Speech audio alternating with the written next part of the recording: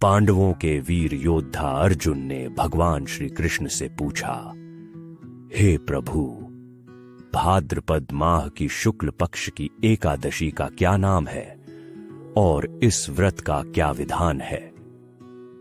भगवान श्री कृष्ण ने मुस्कुराते हुए कहा, हे पार्थ, भाद्रपद माह के शुक्ल पक्ष की एकादशी को जयंती एकादशी कहा जाता है। इसे परिवर्तिनी एकादशी भी कहते हैं। इस एकादशी की कथा सुनने मात्र से ही सभी पापों का शमन हो जाता है और मनुष्य स्वर्ग का अधिकारी बन जाता है।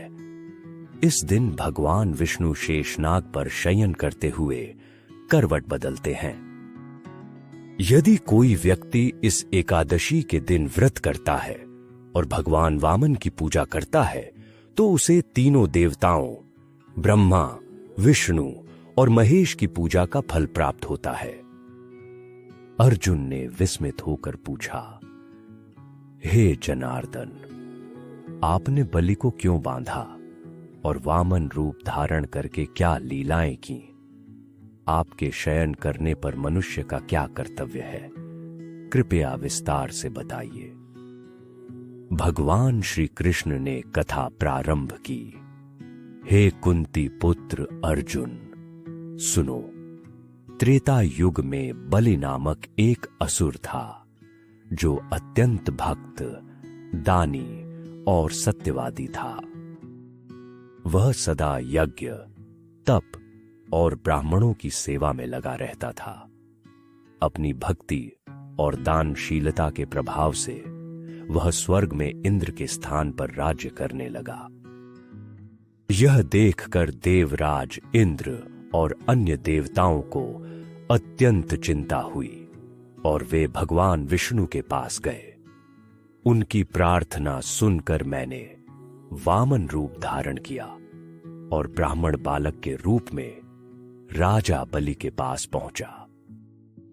भगवान ने आगे कहा, वामन रूप में मैंने राजा बलि से याचना की, हे राजन, मुझे 3 पग भूमि दान में दे दो। राजा बलि ने इस छोटी सी याचना को स्वीकार कर लिया, परंतु जब उसने मुझे वचन दे दिया तब मैंने अपना आकार बढ़ाया और भूलोक में पैर, भुवन लोक में जंघा, स्वर्ग लोक में कमर, महलोक में पेट, जनलोक में हृदय, तपलोक में कंठ और सत्यलोक में मुख रखकर अपने शीर्ष को ऊंचा उठा लिया। उस समय सूर्य, नक्षत्र, इंद्र तथा अन्य देवता मेरी स्तुति करने लगे। तब मैंने राजा बलि से पूछा, हे राजन, अब मैं तीसरा पग कहां रखूं? राजा बलि ने अपना सिर झुका दिया और कहा, हे प्रभु, तीसरा पग मेरे सिर पर रखिए। मैंने तीसरा पग बलि के सिर पर रख दिया और उसे पाताल लोक में पहुंचा दिया।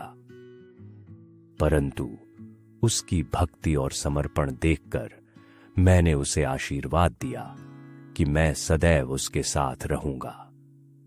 भाद्रपद की शुक्ल पक्ष की इस एकादशी के दिन मेरी एक प्रतिमा राजा बलि के पास रहती है और दूसरी शेषनाग पर शयन करती है। भगवान कृष्ण ने कथा के अंत में कहा, इस दिन त्रिलोकीनाथ श्री विष्णु की पूजा की जाती है।